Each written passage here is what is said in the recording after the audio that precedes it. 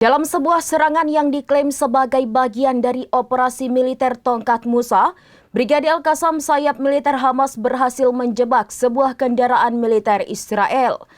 Peristiwa ini dirilis pada 19 September 2025 di sebuah ladang ranjau yang dipersiapkan secara rahasia di timur persimpangan Saftawi, tepat di sebelah barat kamp pengungsi Jabalia.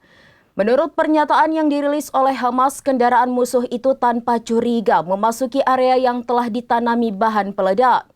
Ledakan dahsyat yang menyusul kemudian melumpuhkan kendaraan tersebut. Aksi ini menunjukkan taktik perlawanan yang cerdas dan terencana, memanfaatkan medan pertempuran sebagai senjata mematikan.